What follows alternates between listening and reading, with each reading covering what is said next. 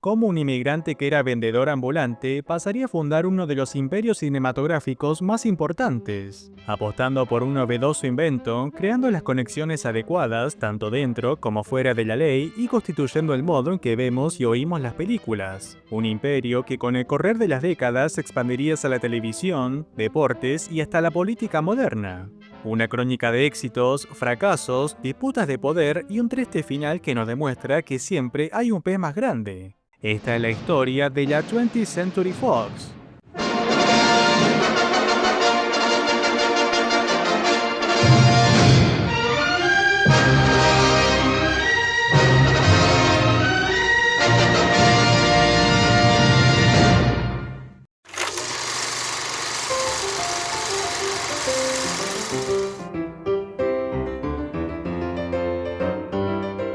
Nuestra historia comienza a finales de 1800 y lejos de la soleada California, específicamente Nueva York. William Fox, luego rebautizado como William Fox, era un joven inmigrante húngaro en busca del sueño americano. A causa de un accidente que tuvo en la infancia afectándole la movilidad de un brazo, se vería imposibilitado de trabajar en una de las labores más solicitadas como la construcción, vendiendo dulces y periódicos en Central Park, pasando luego a trabajar en una fábrica textil 11 horas diarias a $15 la semana. De regreso a su hogar, Fox acostumbraba a distraerse en la Automatic Vaudeville Company, una galería con máquinas de espectáculos que incluía peep shows, fonógrafos y máquinas de adivinación, anhelando una mejor vida, sobre todo tras casarse con su esposa, Eve Leo, y manteniendo una familia. Es así como en 1904, Fox, mediante dos socios, invertirían para comprar una de estas galerías ubicadas en Brooklyn, pero la inversión terminaría siendo un fracaso, ya que eran contadas las personas que asistían y el boom por estas curiosidades ya había pasado. Lejos de desanimarse, pensarían en otra atracción, el cinematógrafo. Para inicios de 1900, empezaba a dejar de ser una novedad y de aspecto meramente documental, incorporando la ficción, siendo el dueño de la patente en Estados Unidos, Thomas Edison, quien venía de estrenar El Gran Robo del Tren. Fox no solo exhibiría películas, sino que cambiaría el modo en que disfrutamos las mismas, pensando en la comodidad de los espectadores con mejores asientos y un piano para ambientar las proyecciones. Además, contrataría magos para que realicen shows en la vereda y publicitar las funciones con un costo de 5 centavos. Tras el primer año lograron recaudar $60.000 y en los siguientes años expandirse por la zona de Brooklyn, llegando a comprar el Unique Theater, pasando de la modesta sala del inicio con 146 asientos a un teatro palaciego de 1500, donde además de exhibir largometrajes, realizaban espectáculos de vodevil a 10 centavos la entrada. Nuestro protagonista empezaba a transformarse en todo un hombre del espectáculo, pero sabía que el verdadero negocio no se encontraba en Brooklyn sino en Manhattan, donde otro inversor como Marcus Lowe, quien a futuro sería parte de la fundación de la Metro-Goldwyn-Mayer, se encontraba. Pero desembarcar en Manhattan no solo requería contar con el capital necesario, sino saber relacionarse con Big Tim Sullivan, empresario, congresista del Partido Demócrata y maestro del fraude electoral, siendo prácticamente un capo de la isla quien recibió honorarios de los teatros aledaños, acordando con Fox su desembarco en Manhattan a cambio de $90.000 más un porcentaje de la boletería, lo que se conoce como lisa y llanamente extorsión. Pero empezaba a entender que en la industria es mejor comprar aliados que ganar enemigos. Enemigos que empezaban a ver este auge del cine como una amenaza. Y es que las clases más altas observaban cómo los teatros a los que alguna vez asistieron eran reformados como salas de cine y concurridos en su mayoría por inmigrantes, a tal punto de que en conjunto con la iglesia incentivarían a la justicia para que cierren los cines los domingos, alegando que la gente dejaba de ir a misa para concurrir a las pecaminosas salas. La justicia fallaba a favor de los exhibidores, pero este revuelo llamaría la atención del gran nombre en cuestión, Thomas Edison. Edison contaba con la patente de cinematógrafo en el país, pero en realidad su atención se encontraba en otro gran adelanto de la época como el fonógrafo. Serían las crecientes ganancias de Fox y otros inversores quien lo motivaría a crear la compañía de patentes de películas, liderada por Frank Dyer y conformada enteramente de abogados que buscaban sacar una mayor tarifa por exhibir y básicamente monopolizar el mercado. Hasta ese entonces, una productora independiente realizaba una película y mediante un tercero lograba un acuerdo de exhibición. Lo que Dyer intentaba imponer era que la productora se asocie a la compañía de patentes, ser ellos el enlace con los exhibidores y a su vez cobrarles una tarifa. Finalmente, en 1914, el gobierno y la justicia intervenían gracias a la influencia de Big Tim, porque después de todo, ¿para qué están los amigos? Fallando a favor de Fox y los productores independientes, acusando a Dyer de monopolio. Pero esto tendría sus consecuencias. Big Tim fallecía en unas extrañas circunstancias siendo arrollado por un tren. Nuestro protagonista ganaba y significaría un enorme precedente para futuros estudios. Para mediados del 1900, Fox ya contaba con 500 teatros y salas en Nueva York, pero esto a su vez representaba una demanda constante de estrenos, demanda que los productores independientes no podían abarcar. Es así como William Fox pasaba de ser exhibidor a productor de películas creando la Fox Film, enviando emisarios a Europa para aprender dirección y contratando talentos provenientes de Broadway. La primera película bajo el nombre del estudio sería Escaparate a la vida de 1914, dirigida por J. Gordon Edwards. Siendo la adaptación cinematográfica de una novela de Anne-Sophie Corby, no tendría el éxito pensado, ya que el tono de la obra original era más adulto y su adaptación sería dirigida a todas las audiencias. El primer éxito de la Fox Film sería el corto Gertie el dinosaurio, dirigido por Winsor McCay y John Fitzsimmons. 12 minutos que necesitarían 10.000 hojas para su realización, siendo una de las principales obras de la animación y que inspiraría a un futuro gigante de la industria como Walt Disney. Pero Fox sabía que un personaje animado no podía ser la cabeza de un estudio. Necesitaba una estrella, y si era necesario, crearla por sí misma, haciendo entrada en esta historia Theodosia Burr Goodman, más conocida como Theda Bara.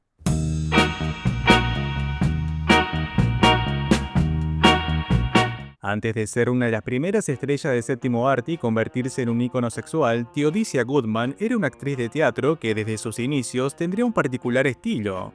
Yendo en contra del estándar de belleza de chica rubia, Theodosia teñiría su rubia cabellera oscuro y se interesaría en interpretar roles antagónicos, captando la atención de los cazatalentos que trabajaban para Fox, teniendo su primera aparición como extra en The Stain de 1915, pero prontamente consiguiendo el protagónico en A Fool There Was, donde interpretaría una vampira psíquica que seduce a hombres hasta su perdición, creando para la campaña de la película toda una nueva imagen sobre la actriz, cambiándole el nombre a Theda Bara y dándole un origen exótico, esparciendo la noticia de que era hija de una relación prohibida entre una descendiente de la realeza egipcia y un artista francés, siendo concebida en el propio desierto de Sahara. Por historia más exagerada que resulte, al público le encantaría la presencia de Theda convirtiéndose en un ícono vamp, predecesora de lo que conoceríamos a futuro como femme fatale, referido a mujeres que utilizan sus encantos sometiendo al sexo opuesto para lograr su cometido.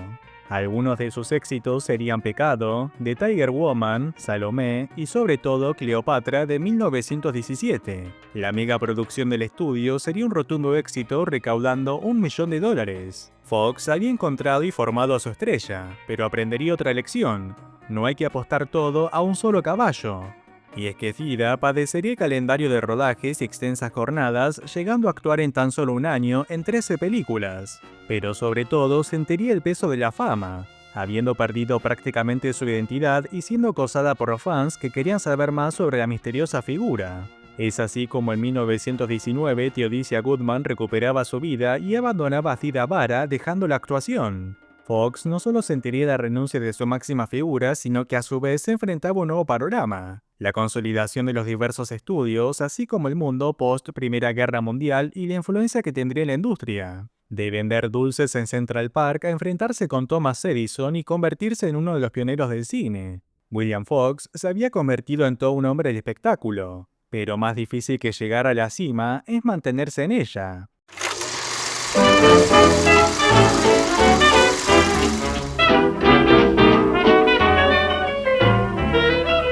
La década del 20 iniciaba con grandes desafíos para Fox, y es que a pesar del éxito de sus films, gran parte de lo recaudado era destinado al éxodo que hacían los estudios de la costa este a la oeste, fundando lo que sería Hollywood. El traslado, compra de terrenos, construcción de los sets, así como la renovación de equipo técnico y salarios, significarían una gran inversión para Fox, quien ya no contaba con su estrella para solventar los gastos, aplicando durante los primeros años de la década una economía austera, innovando en la que sería una de las características que tendría la marca Fox a futuro: los noticieros. Cubriendo eventos deportivos, políticos y noticias del extranjero, el estudio lograría mantenerse a flote. en una industria que ya desde sus inicios demostraría que para ser parte de la misma había que ofrecer un espectáculo más grande que la vida misma. Y estudios como Universal y sobre todo la Metro-Goldwyn-Mayer estaban corriendo una carrera que Fox no podía alcanzar. Sería recién en 1924 donde tendría un nuevo éxito de taquilla como El Caballo de Hierro, dirigida por John Ford. La épica historia de la construcción del primer ferrocarril transcontinental, el avance de los pioneros y las diversas dificultades que tendrían con los nativos. El director tendría carta blanca por parte de Fox contando con un presupuesto de $280.000, siendo la mayor superproducción de su época rodada en exteriores, teniendo a su disposición miles de cabezas de ganado y hasta 2 ferrocarriles. La apuesta salía bien y el estudio volvía a tener otro éxito que superaba el $1.000.000. Aprovechando esto, el estudio saldría a la bolsa generando inversiones de $6 millones por parte de Wall Street, capital que sería invertido en comprar cines y adquirir talentos como Howard Hawks y Murnau en la dirección, además de estrellas como el galán George O'Brien, una de las primeras figuras del western como Tom Mix y la seductora Carole Lombard. Algunos de los films más recordados de este periodo son Three Bad Men de John Ford, El Camino a la Gloria, escrita y dirigida por Howard Hawks, y Sunrise de Murnau, considerada una de las grandes obras acerca de un matrimonio que se ve afectado por la llegada de una mujer quien seduce al marido, obteniendo 3 premios Oscar en la primera edición de la Academia. Estaba claro que Fox había logrado nivelar a su estudio, ahora compartido con la junta inversora. Estos éxitos motivarían a este en interesarse en una de las mayores innovaciones del cine, el sonido.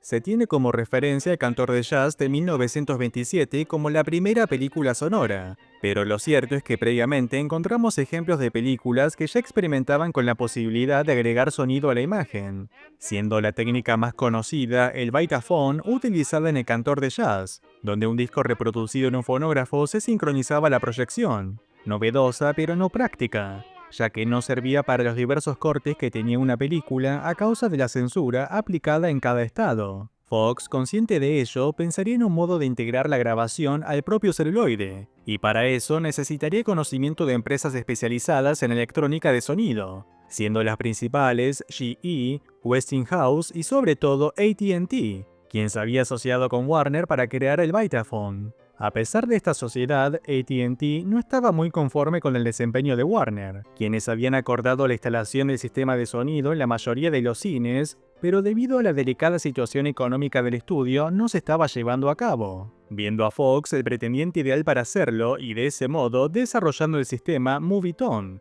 sonido en película. Y la obra insignia sería la mencionada Sunrise de 1927. Al año siguiente, ambos sistemas de sonidos irían a votación entre los grandes estudios y claro está, Fox ganaba, convirtiéndose en el primer estudio en estrenar todas sus producciones de ahora en adelante con sonido, invirtiendo $7 millones en la construcción de la Movietone City con sets adaptados a la última tecnología. William Fox se encontraba en su punto más alto, pero como el mito de Ícaro, volar tan cerca del Sol significaría a su vez su perdición. Desde 1927, nuestro protagonista estaba pergeñando la compra de Loews Theatre, la casa matriz de nada más y nada menos que el estudio más importante de aquel entonces como la Metro-Goldwyn-Mayer. En el mismo año fallecía Marcus Loew, dueño y fundador de la compañía, asumiendo Nicholas Schenck, quien tenía fuertes diferencias con el director de MGM, Louis B. Mayer, acordando que Fox compraba la mayoría de las acciones por $50 millones, designando a Schenck como director del estudio y a Irving Thalberg, uno de los mejores productores, como jefe de producción, obviamente dejando a Louis B. Mayer fuera del juego. Cuando el zorro parecía vencer al león y concretarse una de las adquisiciones más importantes en la industria, una serie de hechos terminarían siendo el final de William Fox. Semanas antes de concretarse la venta, tendría un grave accidente automovilístico mientras se dirigía a jugar golf con el presidente de la Paramount, Adolph Zukor. Y durante el tiempo que se encontraba internado, ocurría la crisis de Wall Street de 1929.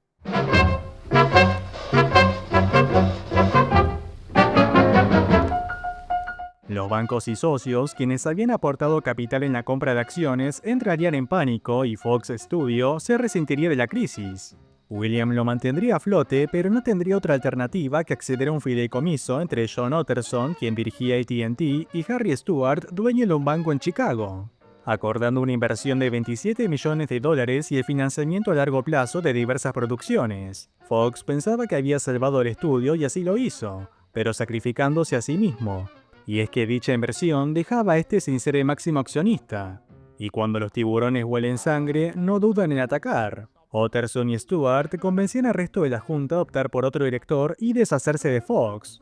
Finalmente, en 1930, quien alguna vez creó uno de los imperios cinematográficos más importantes, terminaba saliendo por la puerta de atrás, no sin antes vender sus acciones a un precio de 15 millones de dólares, una cantidad más que suficiente para el retiro. Una nueva década asomaba y varios cambios vendrían a un imperio que buscaba un sucesor.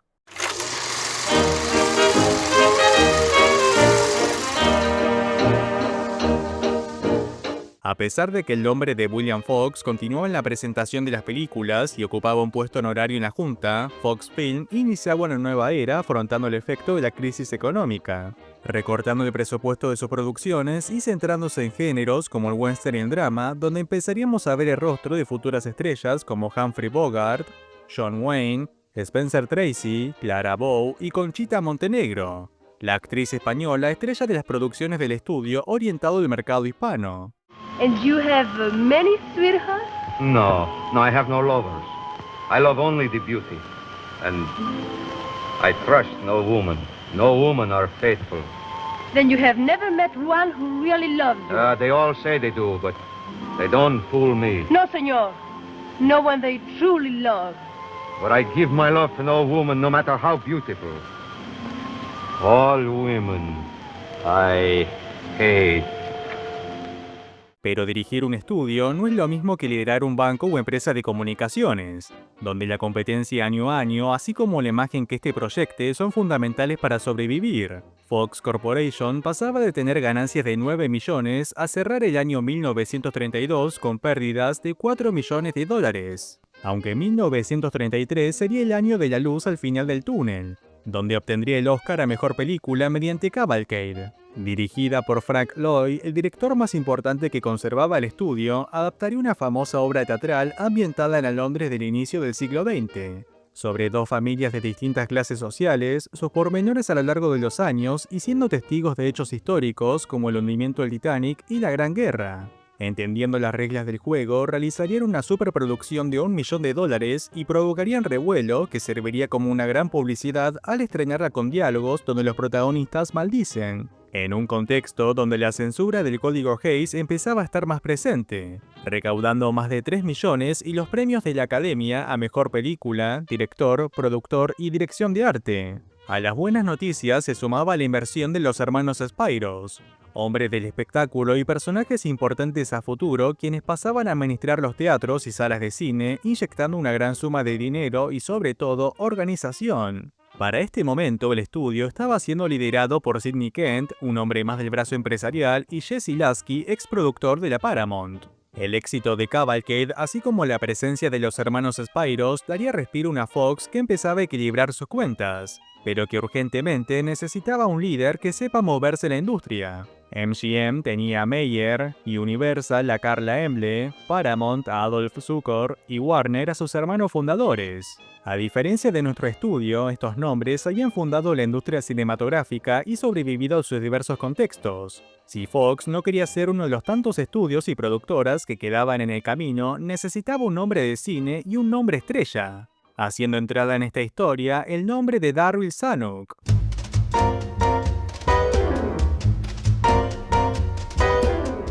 Antes de convertirse en uno de los productores más importantes de la industria, Darryl Zanuck, hijo de inmigrantes alemanes, desde temprana edad ya estaría vinculado al mundo del cine, participando como extra en diversas producciones. De actitud impulsiva y ambiciosa, al estallar la Gran Guerra, mentiría su edad para enlistarse en el ejército, sirviendo aún de adolescente en Francia y Bélgica. Tras su regreso y con apenas 20 años, Zanuck regresaba a Hollywood con la meta de hacerse un nombre. Ya no delante de cámaras, sino trabajando en el departamento de guionistas de la Warner Brothers, destacando rápidamente al estar detrás de una de las principales figuras del estudio como Rin Tin Tin. el famoso pastor alemán rescatado en Francia durante la guerra, que sería adoptado por un soldado norteamericano y se convertiría en toda una estrella de Hollywood, protagonizando historias heroicas, mayormente defendiendo a niños de inclemencias naturales o delincuentes, haciendo honor al título de mejor amigo del hombre. Ya en la década del 30, Zanuck demostraría un gran olfato adaptando o escribiendo historias sórdidas de gángsters y el mundo de Lampa, en su mayoría protagonizadas por otras estrellas de la Warner como James Cagney y Edward J. Robinson. Películas como Lady Killer, Little Caesar y The Public Enemy se convertirían en una marca del estudio, siendo el chico malo del ambiente. Mientras que la Metro-Goldwyn-Mayer nos presentaba un mundo ideal de musicales, la Warner nos hundía los bajos fondos de hombres inescrupulosos y mujeres fatales. Pero el éxito no estaba siendo acompañado de reconocimiento. Es que el estudio recaudaba las ganancias y Zanuck mantenía el mismo sueldo. Es así como en 1933, junto a Joseph Schenck, quien dirigía United Artists, y hermano del mencionado Nicholas Schenck, presidente de la MGM, fundaban la 20th Century Pictures. Y es que antes del famoso 20th Century Fox, ambos estudios estaban completamente separados. Joseph Schenck presidía el estudio mientras que Zanuck asumía como jefe de producción. Prontamente, 20th Century se convertía en uno de los estudios más rentables a raíz del buen ojo de Zanuck, así como los acuerdos de Schenck, acordando con MGM el uso de algunas de sus estrellas y la distribución de sus producciones a cargo de United Artists, teniendo éxitos como The Bowery, dirigida por Raoul Walsh, Born to Be Bad con Cary Grant, además de los musicales Moulin Rouge y Los Miserables. Una realidad que contrastaba con el presente de Fox, que tras el éxito de Cavalcade no había logrado replicar el mismo efecto.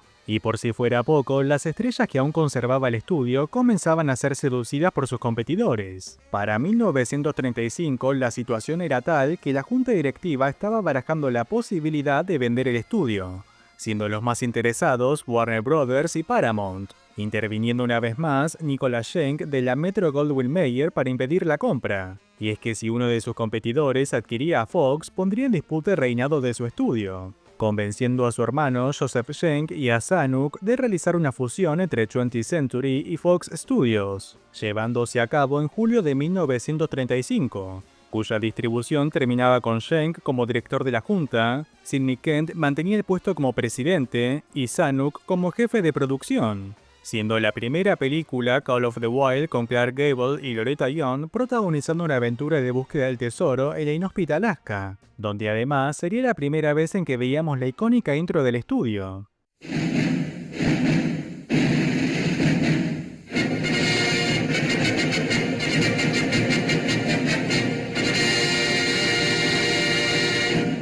Si alguna vez te preguntaste quién es la persona detrás de la fanfarria, se trata del compositor Alfred Newman, elegido por el propio Zanuck. Al conocerlo de United Artists, le pediría algo imponente y claro que así lo hizo, siendo junto con Universal de las intros más características en la historia del cine. Regresando a Zanuck, lideraría el estudio con un promedio mayor de 50 películas al año y abordando diversos géneros como musicales, comedias, dramas, westerns y hasta seriales, convirtiéndose en el hogar de grandes estrellas como César Romero, Donna Mitch, Jean Harlow y Betty Grable. Sin embargo, sería Shirley Temple, la niña prodigia del estudio, quien conquistaría el público con su carisma y talento.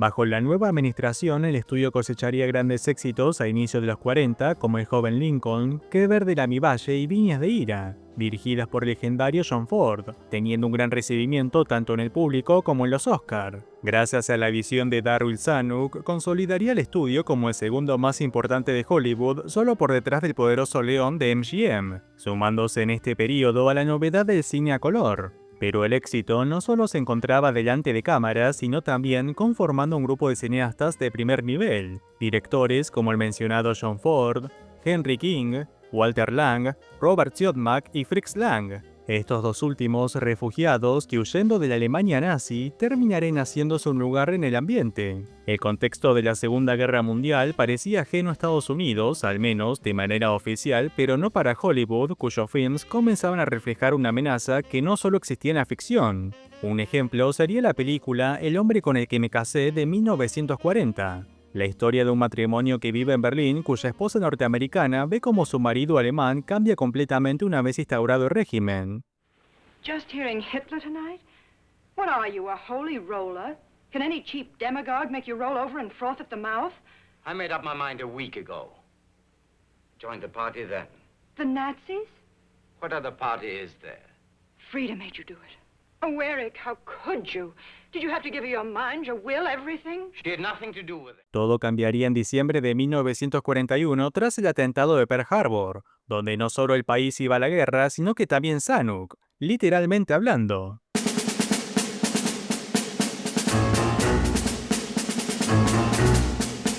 A pesar de ser uno de los grandes líderes en Hollywood, ante todo, Zanuck era un patriota y veterano de guerra, sintiendo el fervor de abandonar su cómoda posición y pasar a la acción, conformando el equipo de fotografía y documentación, prestando servicio en el norte de África y Europa, llegaría a tener el grado de teniente coronel. Parte del footage que vemos en documentales y nos permiten ver nuestra historia humana es gracias a estos valientes hombres que, estando en el frente, en vez de portar un rifle, tenían una cámara al hombro viendo cara a cara a la muerte.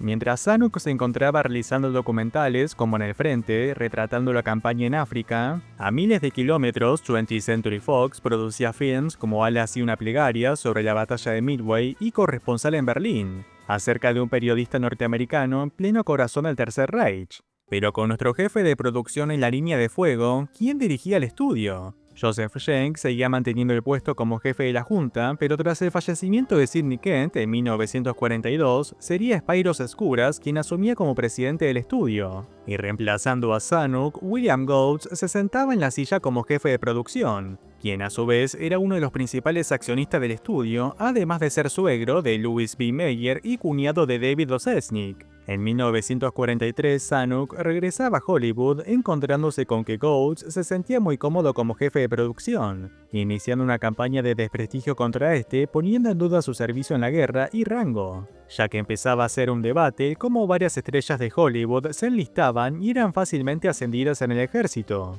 Pero el pasado de Zanuck en la Primera Guerra Mundial, así como el actual y sobre todo el liderazgo al frente del joven estudio, eran pruebas más que contundentes para que el resto de la junta apoye su regreso. Goetz renunciaba, fundando su propia productora, International Pictures, que más tarde sería adquirida por Universal. A su vez, Schenck, debido a problemas de salud, abandonaba el estudio y Skouras ocupaba el puesto, siendo junto con Zanuck los máximos referentes. De regreso a la normalidad, nuestro jefe de producción continuaría con su toque mágico de producir éxitos. Películas como Laura de Otto Preminger, protagonizada por Gene Tierney, Dana Andrews y Vincent Price, cuenta la investigación de una joven atractiva y exitosa que es brutalmente asesinada, siendo el testimonio de sus más allegados, así como un particular retrato de la víctima, fundamentales para encontrar al asesino. Otro thriller icónico del estudio sería Que el cielo la juzgue, dirigido por John Stahl, donde en esta ocasión desplegaría la magia del Technicolor, en una historia sobre una mujer consumida por sus celos, quitando de su camino a cualquier persona que se acerque a su esposo. Estos éxitos, así como las coproducciones Rogers y Hammerstein, dupla famosa en Broadway que realizarían varios musicales, eran una confirmación del gran momento del estudio. En tan solo 10 años y bajo el liderazgo de Zanuck, 20th Century Fox se había convertido en un gigante, mediante sus éxitos de taquilla, galardones en los Oscar y su gran repertorio de estrellas y directores que mantenían su producción, sumado a innovaciones como el cine a color. El mundo de la posguerra llegaba con un panorama completamente nuevo para Hollywood, donde disputas legales y nuevos hábitos de consumo pondrían en jaque a los estudios.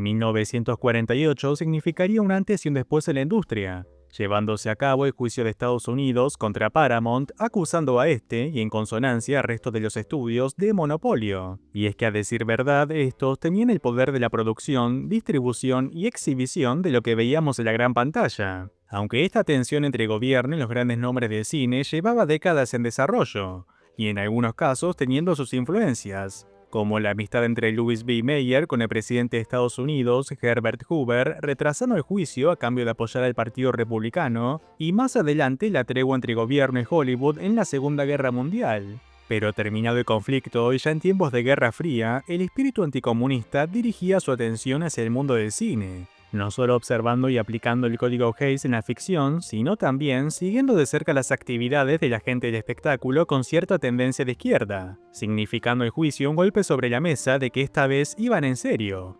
Con el fallo judicial, los estudios se vieron obligados a vender sus salas y teatros, permitiendo la entrada de nuevas productoras y ampliando la presencia de cine extranjero. A esto se sumaba un nuevo desafío como la creciente popularidad de la televisión, convirtiéndose en un símbolo del sueño americano y representando una preocupante amenaza para Hollywood. A pesar de que en un principio Zanuck declaró que la gente se cansaría de ver una caja de madera, para inicios de los 50 la asistencia de los cines se había reducido en un 40%. El público más adulto optaba por quedarse en sus hogares y la creciente cultura juvenil no se veía del todo representada en las producciones. Como respuesta, los estudios probarían diversos formatos para atraer espectadores, tales como el 3D y el cinerama, siendo este último toda una experiencia de imagen panorámica con una visión de 146 grados. Mientras que el 3D sería una novedad pasajera, produciendo más dolores de cabeza entre espectadores y utilizado como atractivo en películas de terror y ciencia ficción, el cinerama requería de 3 proyectores, además de un esfuerzo económico que no justificaba su uso. Es así como en 1953 la 20th Century Fox innovaría una vez más, en esta ocasión cambiando el modo en que vemos las películas, implementando el CinemaScope, dejando atrás el formato estándar y cuadrado de 4:3, ampliando la imagen a una más rectangular y cuya relación aspecto es de 2,35:1, lográndose mediante unos lentes anamórficos que producen una imagen 2 veces más ancha que la regular, siendo el inventor de estos lentes el francés Henri Chrétien a mediados de la década del 20. La novedad del cinerama motivaría al presidente del estudio, Spyros Skouras, a apostar por un formato similar pero práctico a la industria. Sería Ernst Monible, jefe del departamento de investigación del estudio, quienes estuvieron detrás del desarrollo del Movietone, los que se pondrían en contacto con Henri Chrétien para adquirir la patente de su invento. Con una inversión astronómica de $10 millones, el estudio realizaba una de las inversiones más arriesgadas, desconociendo si la misma convencería al resto de los estudios, espectadores y, muy importante, a los dueños de los cines que para proyectar el CinemaScope debían adaptar su equipo técnico. Y la película precursora sería El manto sagrado de 1953. La adaptación del bestseller homónimo de Lloyd Douglas cuenta la historia de Romano encargado de la crucifixión de Cristo, quien a partir de ese momento inicia un camino de remordimiento y conversión de fe. Father, forgive them, for they know not what they do.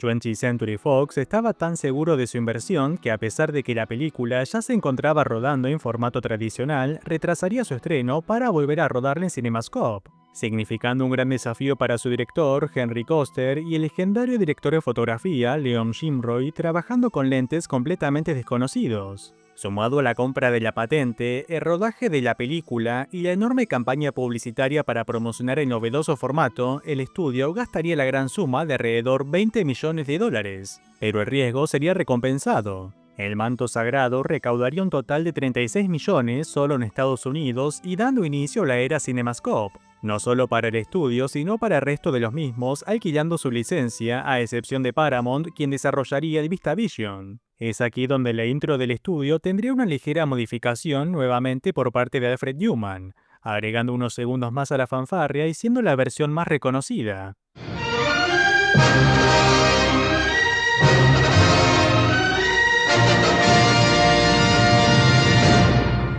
Algunos de los films más aclamados serían Oklahoma, El Rey y yo, Angustia de un querer y La comezón del séptimo año con la siempre icónica Marilyn Monroe.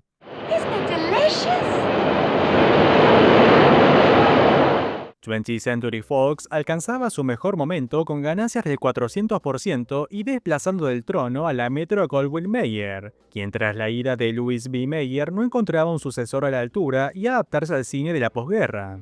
Durante este periodo surgirían nuevas estrellas como Robert Wagner, James Mansfield y hasta el propio Elvis Presley produciendo su carrera cinematográfica. Pero el éxito también hay que saber administrarlo, y a raíz de esto nuestro estudio perdería su principal figura, Darryl Zanuck. Y es que a pesar de los números en positivo, los galardones y el impacto de CinemaScope, el estudio comenzaría a despilfarrar dinero, a tal punto de que Zanuck se enteraría de que un productor ganaba más en una sola película que él mismo como jefe de producción, tomando la decisión de abandonar el estudio en 1956, instalándose en Europa como productor independiente, nombrando Skouras como reemplazo a Buddy Adler. productor quien venía trabajando en el estudio pero que no lograría llenar el vacío de Zanuck. Durante este periodo, Skuras compraría cines alrededor del mundo, ya que la ley antimonopolio aplicaba solamente en Estados Unidos, obteniendo salas en África y Europa. Un cuestionable negocio, ya que a su vez debían acondicionar las salas para proyectar el CinemaScope, sumado a que dichas películas año a año tenían un mayor presupuesto y la novedad del formato ya se había convertido en un estándar. Para inicios de los 60, una vez más, los números de la 20th Century Fox comenzaban a estar en duda, pero lejos de ajustar la economía, Skuras apostaría a la remake de un gran éxito del estudio, que en esta ocasión se convertiría en una catástrofe.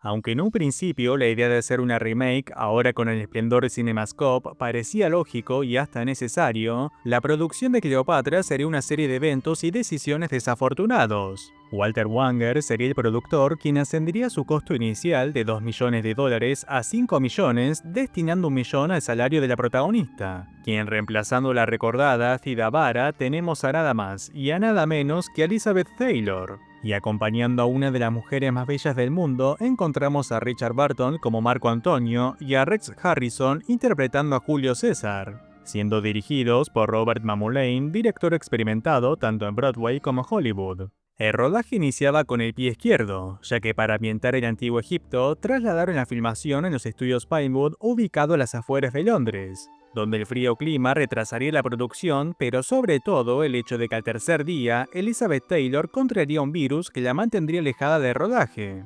16 semanas después y un presupuesto que a esta altura alcanzaba los 7 millones, apenas habían rodado 10 minutos de metraje. Mamoulian era despedido y Joseph Mankiewicz asumía la dirección, de experiencia en films como All About Eve, Guys and Dolls y sobre todo Julio César. Este pediría mudar la locación de Londres a Roma, además de reescribir el guión, haciendo que el rodaje se realice de manera cronológica, aumentando cada vez más su costo. Lejos de terminar los pormenores, surgirían nuevos, desde presupuestos monumentales, como el gasto de más de $1 millón en la construcción del Foro Romano, siendo más grande que el original, inclemencias del tiempo, cancelando el rodaje prácticamente todo el otoño, además de estar rodando la mejor calidad de CinemaScope, cuyos laboratorios italianos no podían revelar el fílmico, enviando al mismo a Hollywood para su regreso a Roma y ver el resultado final. En total, ya sea en rodaje o aguardando un mejor clima, 20th Century Fox gastaba alrededor de entre $50 y $100.000 diarios en mantener la producción. Y por si fuera poco, estallaba el escándalo de romance entre Elizabeth Taylor y Richard Burton, estando ambos casados. Pero ante la negativa de Burton de divorciarse y oficializar el romance, Taylor pasaría el resto del rodaje en su camerino llorando y tomando calmantes, mientras que el actor se daría la bebida. Obviamente el desastre de producción y la falta de liderazgo le costaría caro a Skuras, vendiendo terrenos del estudio para solventar los gastos que del inicial de 2 millones habían ascendido a 30 millones. A todo esto había un rodaje en desarrollo. Y tras más de 600 días de producción, iniciando en 1961 y culminando en 1963, Mankiewicz tenía un corte final de 5 horas. Skuras viajaba directo a Roma, estando presente durante regrabaciones y, muy importante, el montaje para su corte final de 243 minutos. $33 millones y después de varios dolores de cabeza, Cleopatra se estrenaba en junio de 1963. Que a pesar de la catastrófica producción, con el paso del tiempo entre reestrenos y sobre todo venta de derechos televisivos, tendría un ligero margen de ganancias. Pero a mediados de los 60, nuestro estudio era un gigante herido con una reputación a recuperar. Skuras renunciaba y ante semejante incendio, la junta accionista le imploraría a Zanuck ser su salvador. Este pediría condiciones, ocupando el puesto como director del estudio y asumiendo como jefe de producción su hijo Richard Zanuck. Zanuck padre se había mantenido ocupado en Europa produciendo films como El Día Más Largo, la película sobre el Día D y coproducción internacional donde también participó 20th Century Fox, es uno de los films bélicos más recordados, con enorme cast integrando figuras como John Wayne, Henry Fonda, Robert Ryan y Robert Mitchum, se convertiría en un éxito mundial. recaudando $50 millones y demostrando que el toque Zanuck seguía intacto, aún sin su antiguo estudio. Su regreso a Hollywood traería consigo una mayor presencia de cine extranjero, distribuyendo films como Sorba el Griego, La Batalla de Argelia y Matrimonio a la Italiana, además de firmar un acuerdo de 14 producciones con un presupuesto de 50 millones, destacando obras como El vuelo del Fénix, Viaje fantástico y hasta la película de Batman de 1966. Pero curiosamente, en una década contestataria como los 60, donde el lenguaje de Hollywood clásico empezaba a cuestionarse mediante las nuevas corrientes europeas, sería un musical que se convertiría en una de las películas más taquilleras de la historia.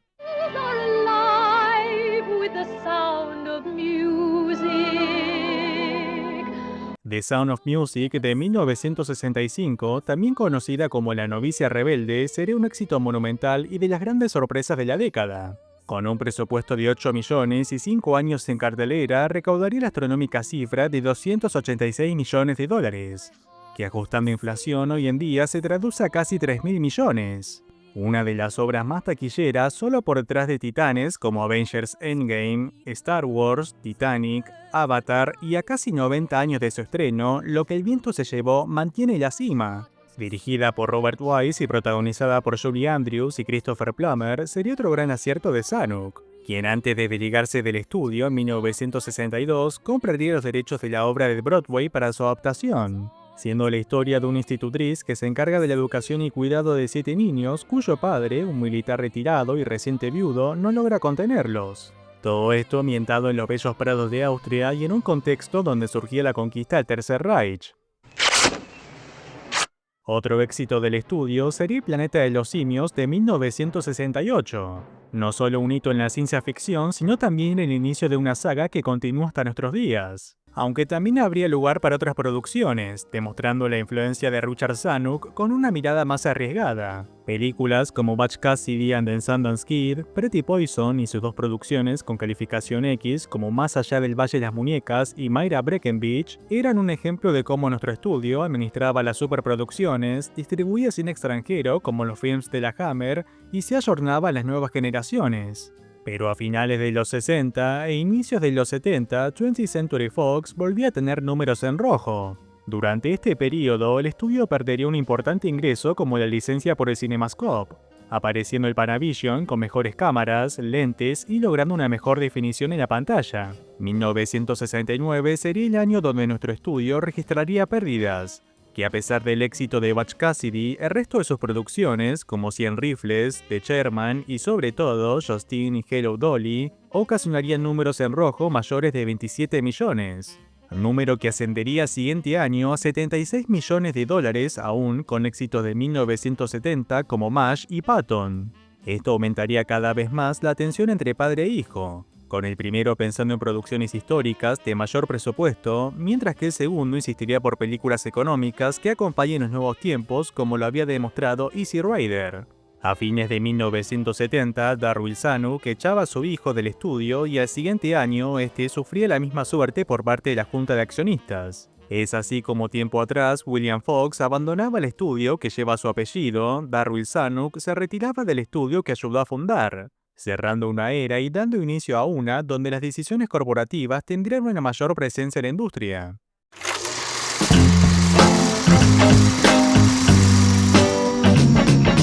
Por primera vez en décadas, el estudio se encontraba sin un líder y necesitaba una reestructuración económica. El responsable de esto sería Dennis Stanfield, asumiendo como director ejecutivo, y Gordon Stalberg como jefe de producción, ambos ajenos al mundo del cine proveniendo de las finanzas. Durante la primera mitad de los 70, el estudio recortaría la cantidad de producciones, oficiando como distribuidora en películas como Contacto en Francia, Cabaret y Fritz the Cat, además de entablar coproducciones, en su mayoría con Warner Brothers, asociándose en lo que sería un gran éxito de la década como el cine catástrofe. La aventura del Poseidón e Infierno en la Torre serían 2 enormes éxitos de taquilla que nivelarían las cuentas del estudio. Pero Stanfield pensaba que el accionar de su jefe de producción era bastante prudente en una industria donde se deben tomar riesgos, cesando a este de su cargo y eligiendo como reemplazo a uno de los personajes más importantes en la historia de 20th Century Fox, Alan Ladd Jr.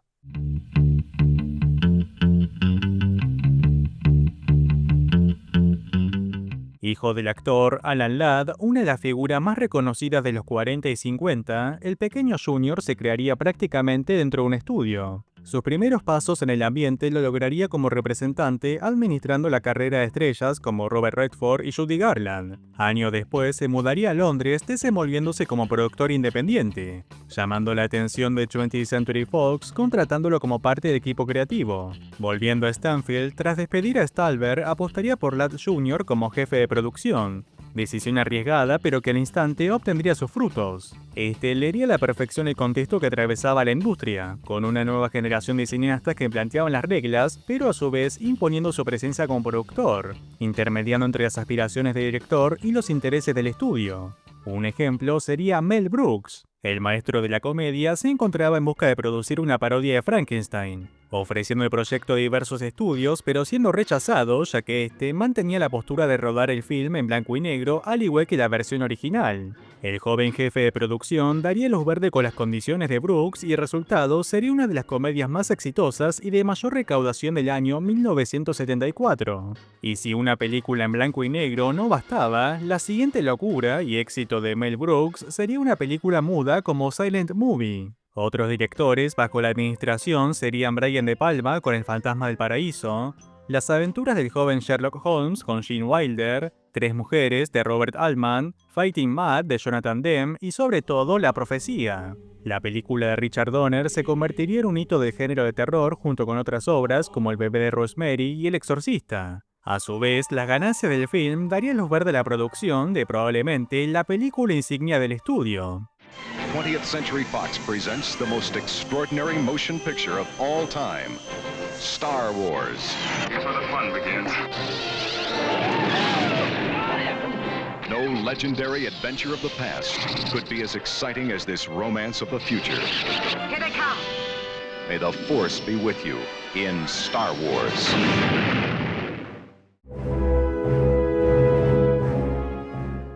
Aunque hoy en día Star Wars es considerada la saga que cambió la industria por completo y un sinónimo de éxito, muy distinto era cuando esta galaxia muy lejana vivía entre borradores y conceptos de su creador George Lucas, integrante de lo que conocemos como el New Hollywood, referido a la primera camada de realizadores que, egresando de la escuela de cine, impondría las nuevas reglas del juego. Este, apadrinado por Francis Ford Coppola, fundaría la productora American Soul Troupe, productora cuyo objetivo era dar una mayor libertad a los jóvenes directores que, a priori, mediante las ganancias de trabajos para los grandes estudios, recaudaban lo necesario para sus películas más personales. Con American Soul Troupe, Lucas realizaría sus primeras dos películas como THX 1138 y American Graffiti, esta última en coproducción con Universal, con quien tendría diferencias respecto al corte final, estrenándose la versión del estudio. Para este momento, el director ya tenía algunos borradores de Star Wars, siendo la historia de un granjero quien tras una serie de eventos se involucra en el rescate de una princesa prisionera en una fortaleza tecnológica,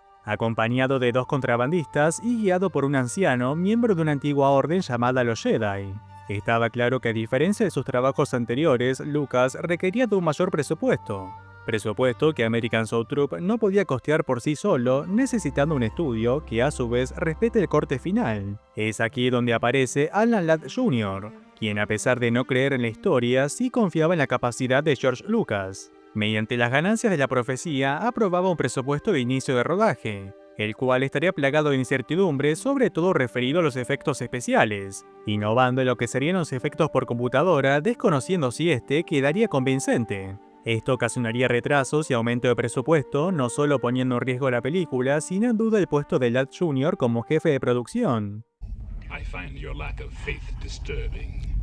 Pero como sabemos, otra fue la historia y el estreno de Star Wars en mayo de 1977 marcaría un hito en la historia del cine. De un costo de 13 millones, recaudaría la astronómica cifra de 775 millones de dólares, dando inicio a un universo que trasciende el aspecto cinematográfico, ganando rápidamente su lugar en la cultura moderna. El estudio se encontraba ante su mayor éxito, cerrando el año con ganancias de 300 millones. Ante semejante inyección de dinero, el CEO, Dennis Stanfield, comenzaría a diversificar la compañía comprando estaciones de televisión, resorts y terrenos. En el aspecto cinematográfico, Ladd Jr. producía otro éxito como Alien, el octavo pasajero, llevando el terror a la oscuridad y silencio del espacio donde, como dice su póster, nadie puede oírte gritar. Para 1979 el contrato de nuestro jefe de producción estaba a punto de terminar, pareciendo una mera formalidad la continuidad en el cargo. Pero lo cierto es que Ladd Jr. tendría sus diferencias con Stanfield y parte de la junta. Y es que a pesar de los éxitos mencionados, las ganancias de Alien y sobre todo Star Wars, además de sus secuelas acordadas, eran mínimas ya que el estudio oficiaba como distribuidora, viendo como Lucas recaudaba millones y millones no solo por la taquilla, sino que astutamente por el merchandising. A esto se sumaba la insistencia de una mayor inversión al estudio, mientras que Stanfield priorizaba la expansión de la marca hacia un conglomerado. Sin acuerdo, Ladd Jr. se iba de 20th Century Fox fundando su propia productora como Ladd Company, siendo uno de los peores errores del estudio, ya que a modo de fidelidad, Lucas, junto con Spielberg, llevaban su proyecto de la aventura de un arqueólogo contra los nazis a Paramount, y Ridley Scott haría lo mismo con Blade Runner bajo el sello de Warner Brothers. Por su parte, Ladd Jr. se convertiría en el nombre detrás de éxitos como Body Heat, Carrozas de Fuego, La Academia de Policías y Corazón Valiente. Regresando al estudio, este no lograría ocupar el vacío. Sandy Leverson y Daniel Melnick durarían apenas meses como jefe de producción, pero sería una gran sorpresa cuando en 1980, por primera vez en Hollywood, asumía una mujer como jefa de producción. Su nombre, Sherry Lansing.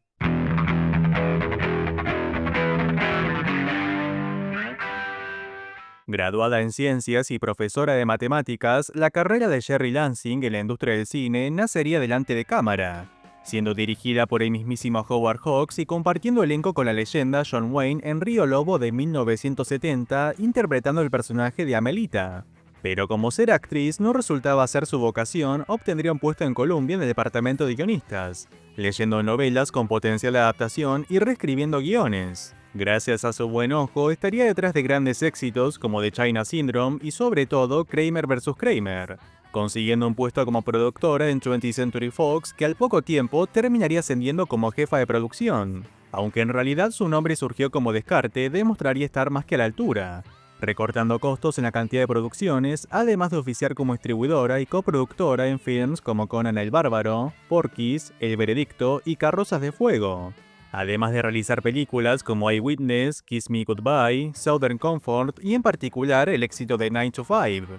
La comedia protagonizada por Jane Fonda, Dolly Parton y Lily Tomlin recaudaría más de 100 millones frente a un costo de solo 10. La buena administración de Lansing obtenía sus frutos, pero por detrás varios cambios se estaban llevando a cabo fuera del aspecto cinematográfico. Para mediados de los 80, los grandes estudios padecían el exceso de una década como los 70, que a pesar de entregarnos clásicos, éxitos y una nueva generación de cineastas, los costos de producción aumentarían a tal punto que podrían en jaque las finanzas, necesitando inversión que empezaría a provenir de fuentes ajenas al mundo del cine. Una práctica que data desde los inicios de la industria, pero cuyos inversores externos mantenían las decisiones a productores capaces que comprendían la tradición del oficio de hacer películas. Pero esto cambiaría tras el boom de Tiburón y Star Wars, donde estos inversores verían al cine como un medio para expandir mercados tal y como lo vemos hoy en día. Un ejemplo sería en 1982, cuando The Coca-Cola Company adquiría Columbia Pictures,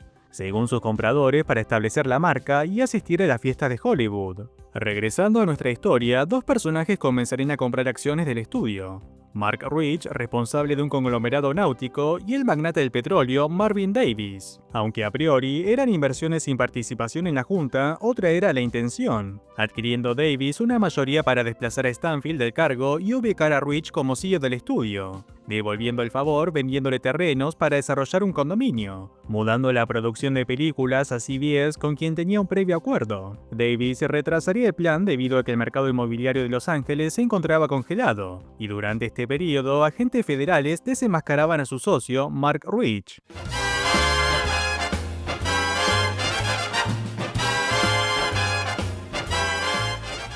Evasión fiscal, extorsión y hasta comercio ilegal con Irán durante la crisis de rehenes en la embajada norteamericana eran algunos de los cargos presentados a uno de los principales hombres del estudio. Rich, fugitivo de la justicia, huía a Suiza y sus acciones eran congeladas por las autoridades, siendo comprada más tarde por el propio Davis por la cifra de $116 millones. A todo esto había un estudio que dirigir.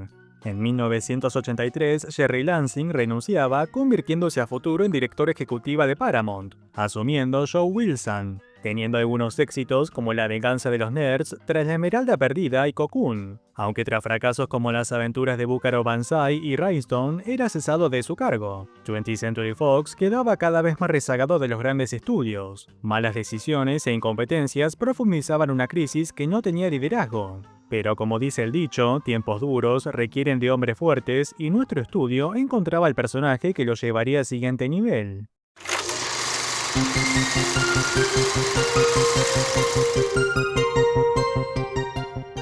Iniciada la década de los 80, cada estudio ostentaba su éxito más reciente.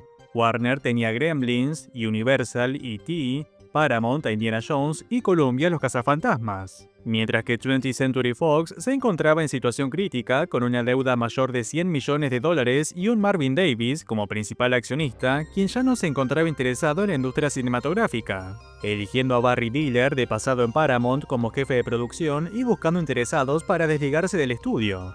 Aunque la división de películas no estaba atravesando su mejor momento, sí tenía activos como estaciones de radio y televisión, un valor como este último que aumentaba tras la presencia de cable, llamando la atención de otro magnate y uno de los máximos empresarios a nivel prensa, Rupert Murdoch. Call me irresponsible, call me unreliable. Nacido en Australia, proviene de una familia dedicada a la prensa, siendo su padre, Keith Murdoch, propietario de uno de los principales periódicos del país. En los 50 estudiaría Economía y Política en la Universidad de Oxford y tras la muerte de su padre, con tan solo 23 años, asumió el control del negocio familiar. Rápidamente demostraría ser un depredador empresarial adquiriendo parte de la competencia y estableciendo un enfoque amarillista, centrándose en escándalos y hechos deportivos. Ya en los 70, el imperio Murdoch se expandiría a Inglaterra, comprando periódicos reconocidos como The Sun, The Times, incentivando el concepto de tabloides, además de adquirir la cadena Sky, no tardando en dar el salto hacia Estados Unidos. En el país del tío Sam compraría el New York Post y centraría su atención hacia 20th Century Fox, pagándole a Davis por el estudio y compañías satélites una cifra cercana de $600 millones. Bajo la nueva administración, Barry Diller realizaría un ajuste de personal y producciones, relegando una vez más el aspecto cinematográfico y centrándose en el sueño de Murdoch, un canal con programación las 24 horas al día. Desde prácticamente los inicios de la televisión eran 3 las cadenas de emisión abierta: ABC, CBS y NBC, con una cobertura de costa a costa marcando una gran diferencia respecto a las estaciones de televisión locales y la TV por cable liderada por HBO, MTV y CNN. Murdoch entraría al mercado de la TV abierta y, fiel a su ambición, compitiendo con un peso pesado como rey de los Late Night Show, Johnny Carson, siendo la elegida Joan Rivers. La comediante, quien supo ser presentadora en el show de Johnny Carson, sacrificaba su amistad con este con tal de tener su propio late night. Finalmente, 9 de octubre de 1986, Fox Broadcasting Company, o FBC, llegaba a los hogares estadounidenses. Un debut a todo lujo con invitados como David Lee Roth, Cher, Elton John y Pee Wee Herman. A pesar de un destacable inicio, los siguientes programas caerían en rating, y es que Rivers, siendo contemporánea de Carson, no ofrecía nada nuevo como sí lo haría a futuro la siguiente generación como David Letterman o Conan O'Brien. El programa era cancelado y Murdoch no conseguía su cometido, aunque 1987 sería el año donde la marca Fox levantaba vuelo. Regresando a la división de cine, éxitos anteriores como Commando y Aliens mostraban una leve mejoría ante un estudio que pasaba a estrenar un promedio de 20 películas a solo 10. Diller reajustaba pero afinaba la puntería. 1987 sería el año de éxitos como Mannequin, Broadcast News y la secuela de La venganza de los nerds, pero el gran hit del estudio sería nada más y nada menos que Depredador.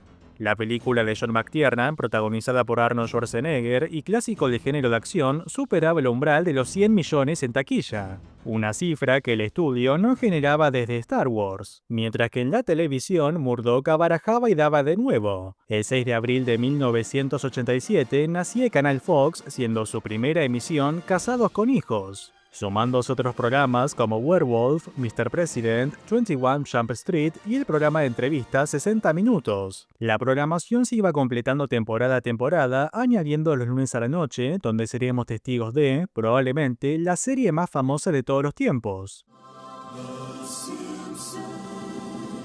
Originalmente presentados como cortos durante el show de Tracy Ullman, la obra de Matt Groening lograba su independencia, marcando un hito en la historia de la cultura moderna. Diga, habla Murdoch. ¿$10,000?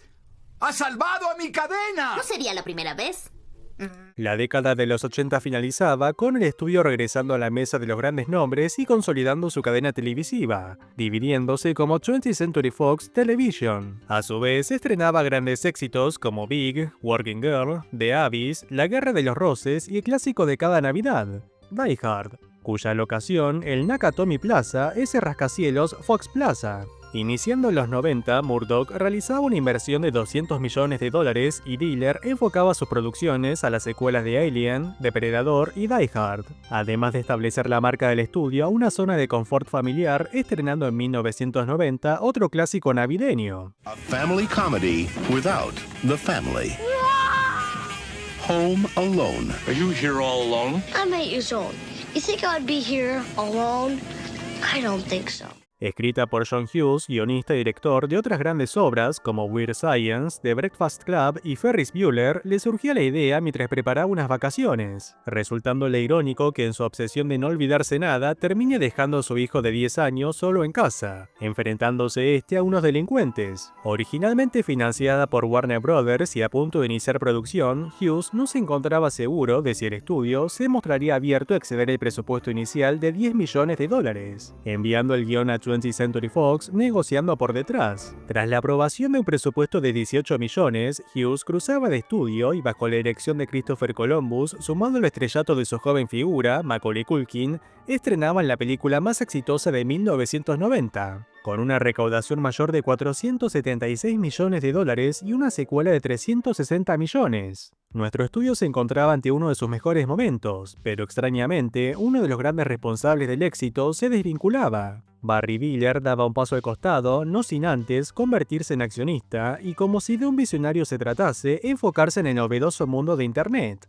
Para 1994 el estudio pasaba a reestructurarse con Bill Mechanic, ejecutivo de experiencia en Disney, como responsable de la división cinematográfica, y Jim Giannopoulos, ex Paramount, encargado de la televisión. Durante este periodo se crearían subdivisiones como Fox Searchlight, replicando el impacto que por aquel entonces producía Miramax, y Fox Family, orientado a películas aptas para todo público. Mientras que en el aspecto televisivo veríamos el nacimiento de canales como FX, Fox Kids, Fox Sports y sobre todo Fox News, el canal de noticias las 24 horas al día y con una orientación hacia el Partido Republicano que competía abiertamente con CNN y su tendencia demócrata. Programas y series como Cops, Martin, Beverly Hills 90210 y sobre todo, uno de los grandes sucesos de la década como Los Expedientes Secretos X, posicionaban a Fox como un balance entre contenido de calidad y TV basura. Regresando al cine, el estudio alternaba más buenas que malas. Películas que mantenemos en el recuerdo como Toys, Airheads, Strange Days y Baby's Day Out resultaron un fracaso en taquilla con grandes pérdidas. Pero éxitos astronómicos como Hot Shots, Papá por Siempre, Mentiras Verdaderas y Día de la Independencia, recaudando esta última más de $800 millones, mantenían a este gigante.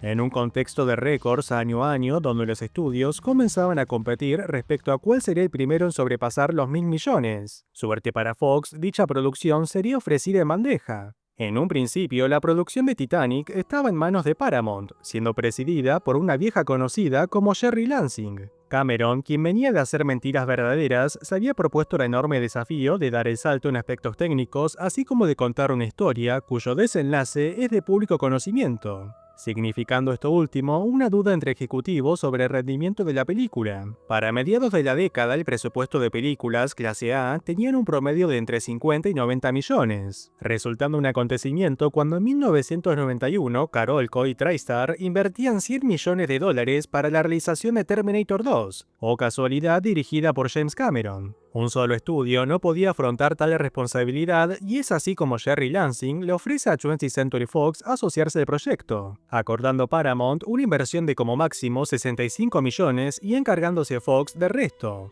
un costo que ascendería a $135 millones y un total de 200 millones entre ambos estudios. Lansing parecía haberse resguardado de un posible fracaso, pero otra terminó siendo la historia. Titanic se convirtió en un hito cultural de los 90, arrasando los premios de la Academia y generando una taquilla de $2.200 millones, siendo nuestro estudio el principal inversor, así como el máximo beneficiado. Y si la fortuna no era suficiente, se producía el regreso de Star Wars con George Lucas dirigiendo las precuelas. Los 90 finalizaban con Fox en lo más alto, rompiendo récords, marcando tendencia y consolidando su influencia en los medios. Un imperio tan vasto que con el nuevo milenio tendría sus pretendientes al poder.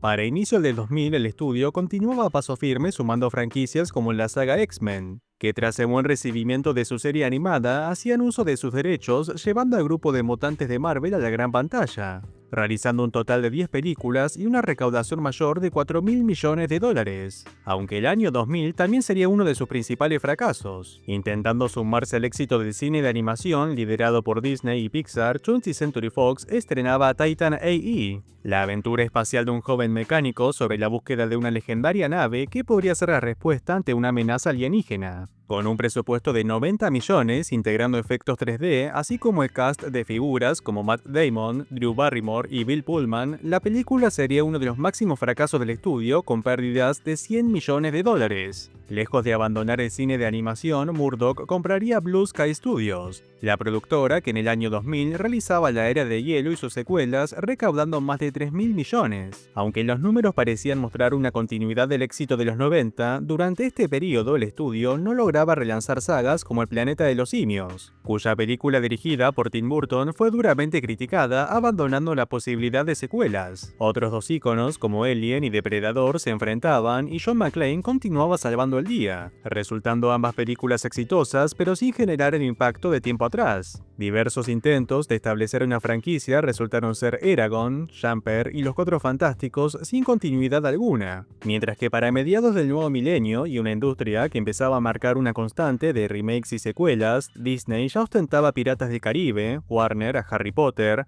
Miramax El Señor de los Anillos, Paramount Misión Imposible y Sony a Nuestro Vecino Arácnido. En el aspecto televisivo realizaría series como 24, Bones, Prison Break y American Horror Story. Productores como Sandy Grushow, Gary Newman y Dana Walden serían fundamentales en darle al canal esta nueva impronta de los 2000, enfocándose en comedias como Modern Family, How I Met Your Mother, Malcolm en el medio y uno de los programas que marcaría tendencia como American Idol.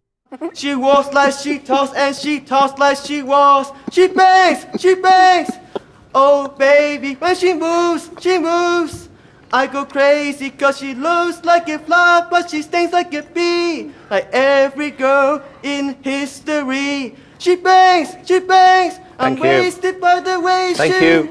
Regresando al cine, Jim Giannopoulos era ascendido como jefe de producción, compartiendo asiento con Tom Rothman, enfocándose el primero en las franquicias, mientras que el segundo en las producciones Fox Searchlight, estrenando obras de buen recibimiento en crítica y recaudación como Juno, Little Miss Sunshine, Slumdog Millionaire, 500 días con ella, Sideways y sobre todo El Diablo viste a la moda. La comedia protagonizada por Meryl Streep y Anne Hathaway tendría una taquilla de $326 millones ante un presupuesto de solo 35 millones, además de obtener el Oscar a Mejor Actriz por Meryl Streep y, claro está, Mejor Diseño de Vestuario. Pero nada se compararía ante la nueva hazaña y regreso de un gigante como James Cameron. They've sent us a message that they can take whatever they want, but we will send them a message that this is our land.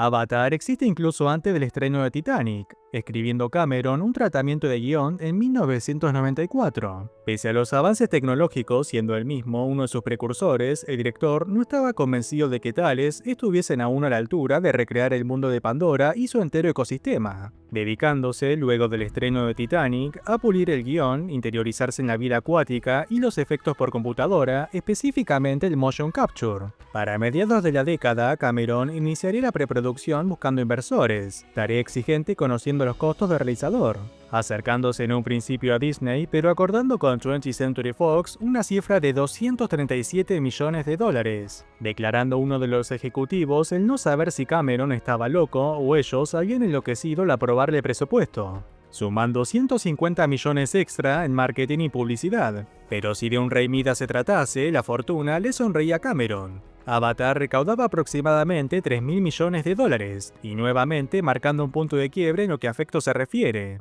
Aún así, llegar a tal cima significaría a su vez el último gran éxito de este imperio cinematográfico. A partir del año 2010, Disney, bajo el liderazgo de su CEO, Bob Iger, comenzaría a marcar la tendencia en la industria cinematográfica, consolidando el cine de superhéroes y comprando franquicias como Lucasfilm, además de su influencia en los medios siendo propietaria de cadenas como ABC e ESPN. Pero este gigante tenía una pequeña piedra en el zapato: las plataformas de streaming liderada por Netflix, planificando Iger crear su propia plataforma dejando de ceder los derechos de exhibición, pero sabiendo a su vez que Disney contaba con un escaso catálogo, además de estar orientado solo a un público infantil. Suerte para el CEO, un Rupert Murdoch de 86 años se encontraba abierto para iniciar conversaciones de una venta. Este había dividido su corporación en News Corp, referido a medios impresos, 21st Century Fox, integrando Fox Studios, las cadenas televisivas y National Geographic, y por último 20th Century Fox más subdivisiones como Searchlight, Blue Sky y Fox 2000. Un movimiento necesario ya que la justicia estadounidense impide que una compañía sea propietaria de dos cadenas de televisión abierta, como en este caso ABC y Fox, sumando Fox News y Fox Sports, adquiriendo Disney todo lo referido al cine, series y, muy importante, su catálogo, incluyendo National Geographic. Las conversaciones se iniciaron en 2016, pero tras hacerse de público conocimiento surgió un interesado: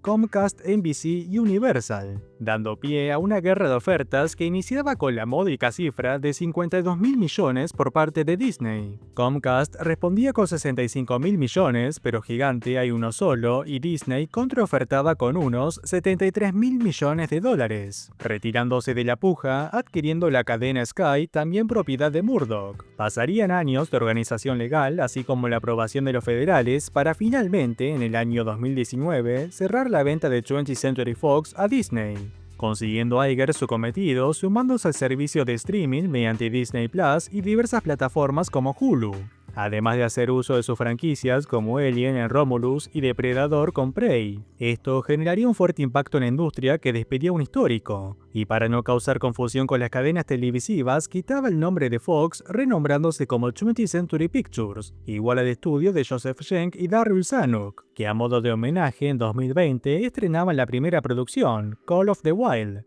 remake del mencionado film de 1935 protagonizado por Harrison Ford. De un inmigrante húngaro, vendedor ambulante, a la creación del imperio cinematográfico, viviendo el sueño americano así como de su cruel pesadilla. 100 años de historia que alternaría éxitos, fracasos, personajes que dedicarían su vida al cine, así como interesados en sus propios negocios, que pese a su amargo final, vive en el público las obras que alguna vez hicieron grande esta industria. Esta ha sido la historia de 20th Century Fox.